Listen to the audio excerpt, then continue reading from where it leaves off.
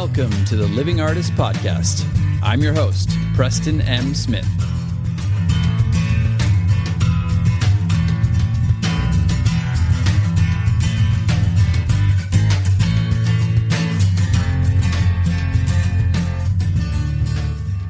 Hey, everybody.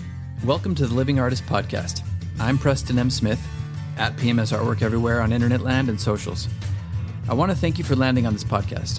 Whether you're a professional artist, just getting started in the art world, a collector of art, or just consider yourself a creative person, this podcast has something for you. I like to think of it as a fun way to rant and talk to other creative people about living the life of an artist, surviving and getting ahead in the art world, and enjoying your life. But most importantly, not waiting until you're dead to make it happen.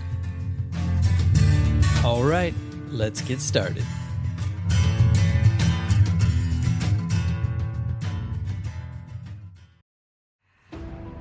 This episode is brought to you by Peacock. The new Peacock original documentary, Matthew Perry, A Hollywood Tragedy, dives deep into the beloved actor's rise to fame and his tragic death. 5 people, including Perry's personal assistant, 2 medical doctors, and an alleged Hollywood drug dealer known as the Ketamine Queen, were charged with conspiracy to illegally provide Perry with the ketamine. Explore the details of the case in this heartbreaking special, streaming now only on Peacock.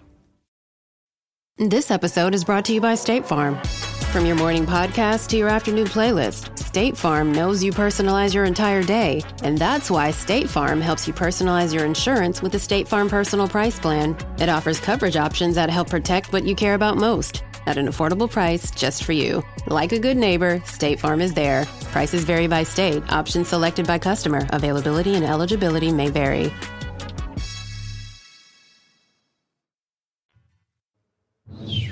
All right. Hey, everybody. This is your good friend, Matthew.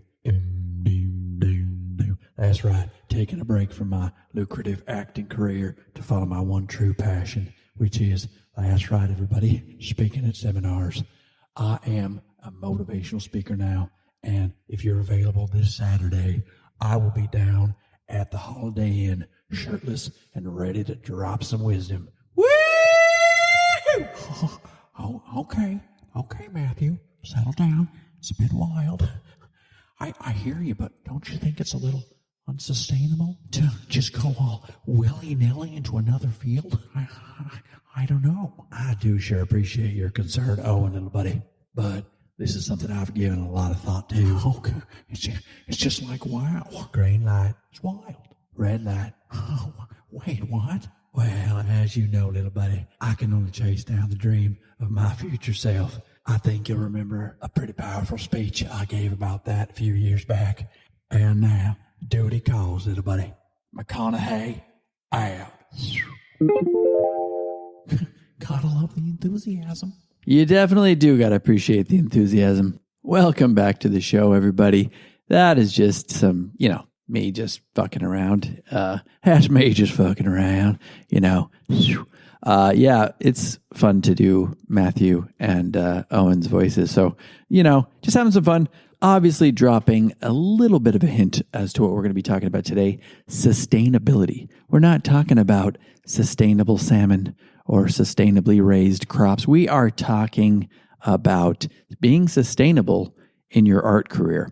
What is sustainability? And more importantly, what is sustainability to you? I think a lot of the power of being successful lies in getting really clear on what you want to achieve, and what that looks like to you. Yes, visualizing it, but also just kind of understanding what it means to you.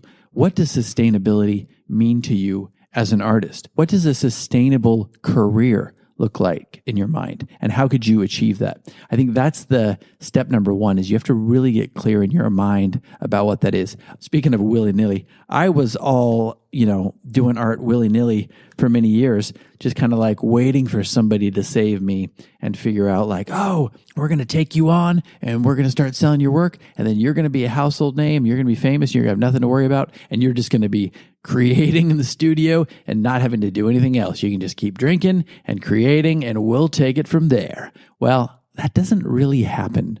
I think that's kind of a myth. Maybe it's happened to a few people in the art world throughout the history of art, but a lot of people have had to work for it and figure out an angle and figure out how to be sustainable, especially today in our, current world. And for me, when I kind of figured it out, it was like sustainability meant to me, first of all, getting clear on what did I want to make monetarily? Like, did I want to be just, making millions and, jet setting around the world and being crazy? I thought I did for a while, but I really started to kind of hone in on being clear on I wanted to be selling my work and inspiring people and doing that consistently and getting my work into houses and getting my work into, institutions and getting my work into schools and wherever people could see my work and love it and be inspired by it and just sell it consistently, whatever that meant to me. And I figured out that doing the gallery route and just getting into shows here and there was really not the answer for me. So sustainability kind of took on this picture of like, okay, I'm going to establish myself as an artist who does show in galleries, who does, pound the pavement and get into different types of shows, pop-up shows, brick and mortar galleries, established galleries, but also somebody who sells his work by word of mouth in the studio and also online, whether that's on social media or in a number of art marketplaces that I have deemed to be very sustainable in their own right and have stood the test of time to this day. I have been in a couple that have failed after a few years, but the ones that I really put my time and effort into, my bread and butter, are still around, and I'm still getting sales with them and consistent sales. So that's what sustainability took on for me in my mind. And that's what I was able to kind of like put my work into and put my own efforts into consistently to build different paths that were sustainable for me. And therefore, if one of them didn't hit at one point, I had another one that was going to hit and kind of pick up the slack. And I'm so happy I did that, because now dealing with this disease that I've been dealing with, I would have been broke. I would have been out on the street. And instead, I've been able to fall back on a few of those channels while I'm getting my health in order and keep, making my work, keep putting it out there online and keep selling. So that's been very important. And that's what sustainability looked like to me as an artist. And what is sustainability in general? Sustainability is just the ability to be able to sustain something, to make it be practical, to be able to continue on with it. For example, if you want to be sustainable as an artist, you want to be able to survive as an artist, keep creating your work and be putting it out there into the world and have a career that spans, any number of decades or years that you want it to be sustainable for. And like I said, that can take on many different forms. And I want to just run through a few of those because, what worked for me may not work for you. Maybe sustainability for you just means you want to be able to create your work and you want to be able to not worry so much about the selling. There are, believe me, many artists out there who do that. And yes, they sell work, but it's kind of a byproduct of just being able to enjoy the process of what they're doing.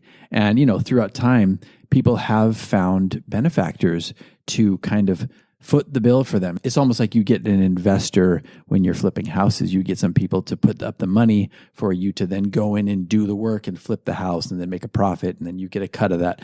It's similar to that, whereas you just have somebody who believes in you, wants to front you. Maybe you do give them some kickbacks or you give them some free art that they can build their collection with, but you find somebody who believes in you strongly enough that they will kind of support you in your process of creating art for any number of years, or at least until you get on your feet, until you're able to be sustainable on your own.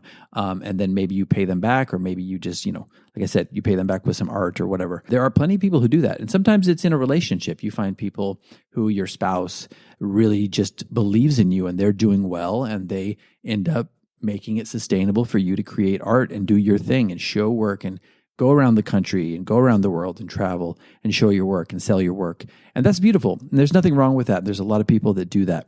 And that can take on many different forms within that realm as well. It can be somebody who is just creating work and doing the thing, living their life. And there's other people who are using that as a way to springboard themselves into a place of prominence where they can end up paying the person back. So that's another way of being sustainable. Maybe being sustainable for you is working in a gallery part-time and like learning the ropes, being an intern, or maybe getting paid through a gallery and making connections that way. And, maybe you're showing your work through that gallery, and maybe you're kind of establishing it that way. So you have the money coming in, you have the connections with the art world, and you are also building your art practice at the same time.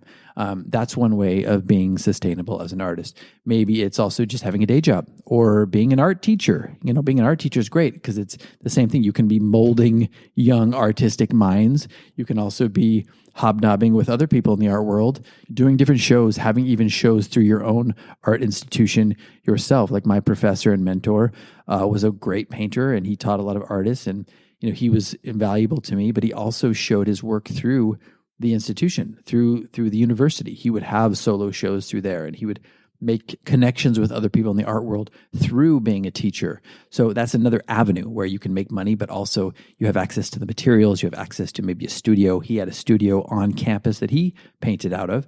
So there were a lot of benefits, a lot of like fringe benefits that came along with being a professor in the art world. And that can take on many different forms as well. But that's another way of maybe being sustainable. Maybe you want to start your own gallery. Maybe you want to do some crowdfunding, get some investing going and put some money down on a place, and you can open up your own gallery, which has like studio space in the back or up above in a loft area. And you can create your work, you can showcase your work, and you can also take on other artists and, show their work. So good, so good, so good.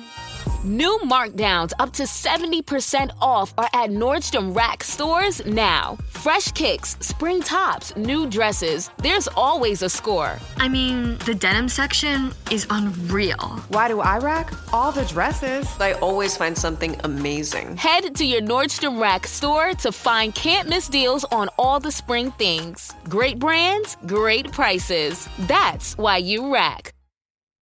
This episode is brought to you by Indeed. When your computer breaks, you don't wait for it to magically start working again. You fix the problem. So why wait to hire the people your company desperately needs? Use Indeed's sponsored jobs to hire top talent fast. And even better, you only pay for results. There's no need to wait. Speed up your hiring with a $75 sponsored job credit at Indeed.com/podcast. Terms and conditions apply. Can get them out there into the public eye, build a clientele that not only benefits the artists who you represent, but yourself. That's another way of being sustainable as an artist. There are so many different forms that this can take for you.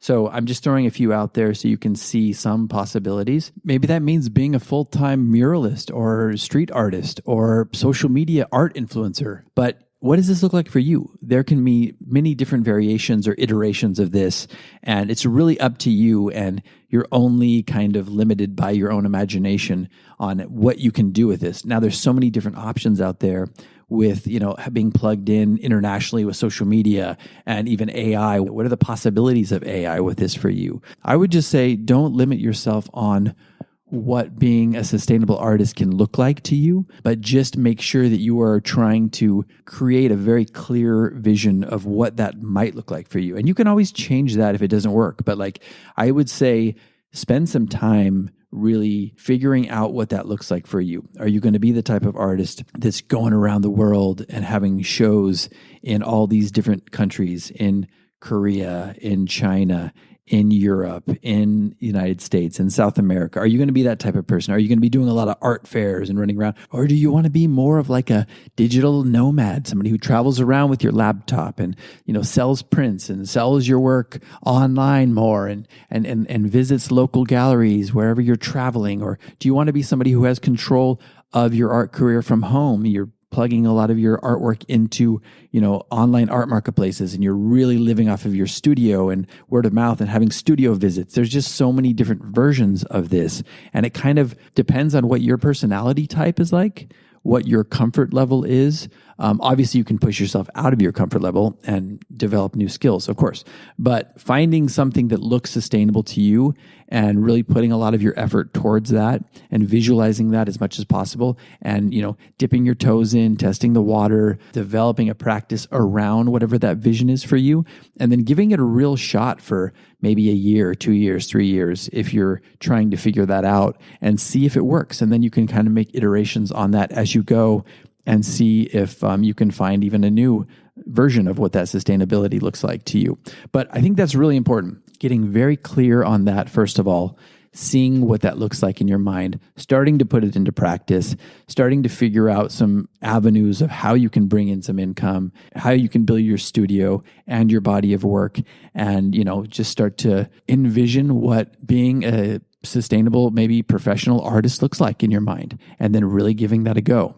So I just wanted to talk about that a little bit, the practicality of what being a sustainable artist looks like, what being a professional artist looks like, and getting very clear on how you can maybe take some steps to make that happen. So hopefully this has been something that's given you some food for thought, and you can take this with you. Maybe some of you who are listening already have a good path, and maybe you just need to make some tweaks. Maybe you're trying to take it to the next level. That's okay too. That's me. I'm trying to take it to the next level. I'm obviously trying to get well first, but then eventually when I do, I would like to take it to a new level. And that's great. So what does that look like to each of us at each of our stages of careers? And if you're starting out, or if you are doing art for a while and you're just not really finding your rhythm, it might be time to give this your full attention and think about what this might look like for you and start to put a plan into action. So that's it for today, everybody. Hope you're doing well. Hope your art is bringing you lots of joy and inspiration. And, I just want you to be as successful as you want to be. And that can take on very different versions for many different types of people. The importance is being able to have and achieve fulfillment in our lives and in our art. So I will leave it at that. Feel free to reach out as usual on social media. I will get there one day. I promise. Be good to yourselves and everyone else out there as usual. And we will see you next time on the next episode. Okay. Not bad. Not bad.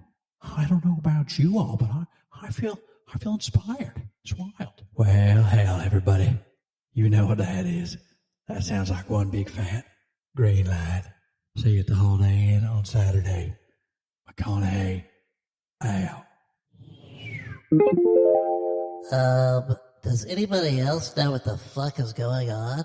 Why the hell wasn't I in this episode? You know what? Now that I'm here, I'll see you at the Holiday Inn on Saturday.